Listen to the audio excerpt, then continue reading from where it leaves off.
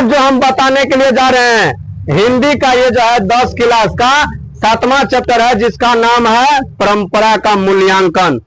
सबसे पहले ये जान लीजिए परंपरा का मूल्यांकन का अर्थ क्या होता है। हम लोग जो परंपरा निभाते आ रहे हैं, ठीक ना, पूर्वज जो परंपरा को निभाते आ रहे हैं, आप लोग क्या करते हैं, जाते होंगे जो भी शिक्षक है उसको सबसे पहले प्रणाम करते होंगे और माता पिता या बड़े बुजुर्ग को भी आप प्रणाम करते होंगे। ये आपका एक परंपरा है, आपका संस्कृति है, ठीक ना। इसी प्रकार से परंपरा का जो मूल्यांकन बताया गया है चैप्टर का नाम, इसमें बताया गया है कि परंपरा कैसे करके निभाते आए और उसमें कुछ बदलाव भी हुआ है। मूल्यांकन का अर्थ होता है जांच करना, पड़ताल करना, ठीक ना, कि परंपरा में क्या कमी है, क्या मतलब खूबी है, कमी को पूरा करने को कहते हैं मूल्यांकन करना। तो चलिए आज इस वीडियो को शुरू करते हैं। सबसे पहले इस वीडियो को जो भी देख रहे हैं, ठीक ना, जहां से देख रहे हैं, लाइक सब्सक्राइब और फॉलो कीजिए, ठीक ना, ताकि हम इसी प्रकार से बोले ना कि वीडियो लाते रहेंगे।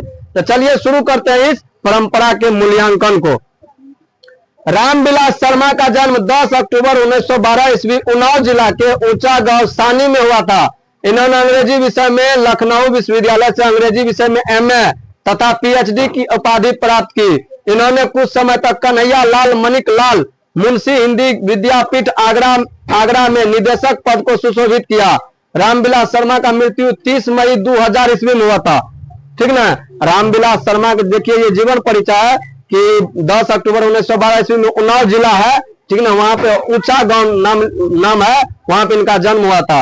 और पीएचडी और क्या बोले अंग्रेजी विषय का ये जो कहां से उपाधि लिए थे, लखनऊ विश्वविद्यालय से, ठीक ना। इन्हें मुंशी हिंदी विद्यापीठ आगरा में निर्देशक जो कहते हैं ना, इस प्रकार से वे पद पे सुशोभित हुए। और रामविलास शर्मा का मृत्यु 30 मई और 2000 मतलब पूरी 2000 ईस्वी में इनका क्या हो गया, निधन हो गया।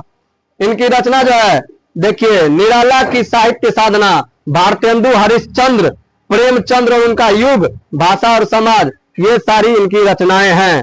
और चलिए इसका जो कहानी है परंपरा का मूल्यांकन, आप लोग जानते हैं कि परंपरा का मूल्यांकन जब भी कहा तो रामविलास शर्मा कहीं से मतलब इस मोटी सी किताब को इसको क्या किया होगा, इस चैप्टर को लिया होगा। तो मोटी सी किताब इसी के द्वारा लिखा गया है परंपरा का मूल्यांकन, और मोटा किताब है उससे ही थोड़ा भाग आपको पढ़ने के लिए 10 क्लास में मिल रहा है, साथ में मतलब 7वां चैप्टर में, कि परंपरा का मूल्यांकन एक परंपरा के मूल्यांकन किताब से ही लिया गया है, एक छोटा सा भाग। चलिए शुरू करते हैं। प्रस्तुत पाठ परंपरा का मूल्यांकन ख्याति प्राप्त आलोचक रामविलास शर्मा द्वारा लिखित है। इसमें लेखक ने प्रगतिशील रचनाकारों के विषय में अपना विचार प्रकट किया है। लेखक का मानना है कि क्रांतिकारी साहित्य रचना करने वालों के लिए साहित्य की परंपरा का ज्ञान होना अति आवश्यक है। ये बात तो सभी आदमी जानते हैं कि अगर आपको क्रांति करना है, अगर अपने हक के लिए लड़ना है, तो सबसे पहले किसको जानना पड़ेगा, साहित्य को जानना पड़ेगा।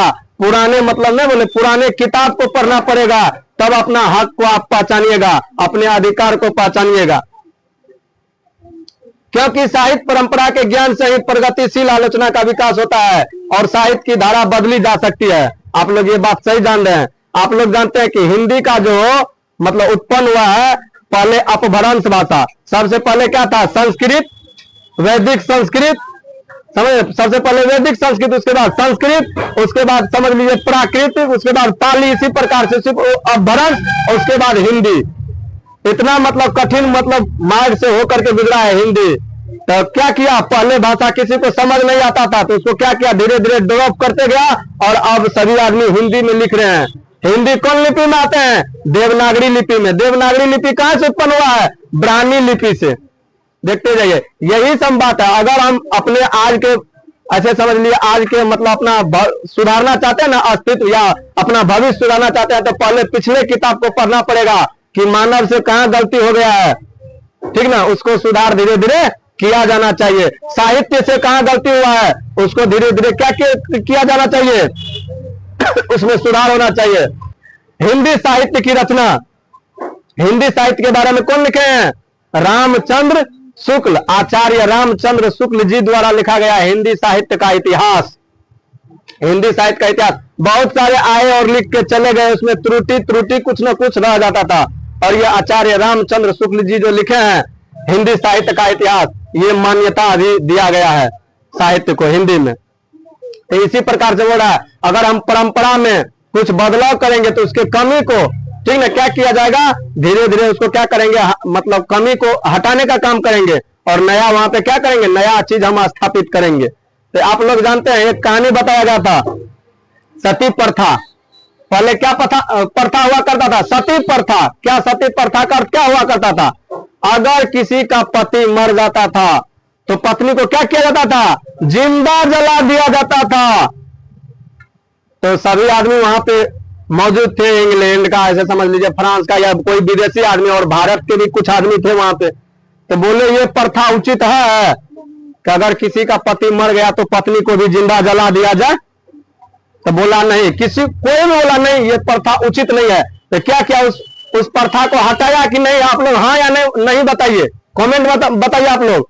सती प्रथा को हटाया गया कि अभी तक चालू है, आप लोग कहिएगा कि हटा दिया गया। और उसके बाद क्या बोले, अगर कोई भी, ठीक ना, कि नीचे जाति का आदमी अगर चापाकल को छू लेता था तो क्या किया, पहले आदमी क्या करता था, चापाकल को क्या करता था, उखाड़ करके क्या किया जाता था, फेंक देता था चापाकल को। तो आप लोग बताइए उस प्रथा को हटा दिया गया कि नहीं। जहां पे नीचे मतलब नहीं बोलते हैं डोम जात, अगर बैठ जाते थे नीचे में तो उतना दूर का क्या किया जाता था, जमीन काट करके क्या किया जाता था, मिट्टी काट करके, वही बोले मिट्टी काट करके क्या किया, फेंक दिया जाता था। अब ये प्रथा है, खत्म कर दिया गया सभी प्रथा को।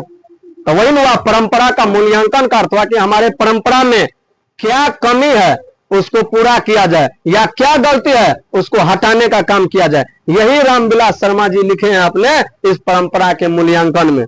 और सुनिए, साहित्य में विकास प्रक्रिया चलती रहती है। साहित्य जो बोलिएगा कि विकास हो गया है, नहीं, अभी तक चल रहा है, ठीक ना, और आगे सुधार हो सकता है, यही संवाद हुआ है।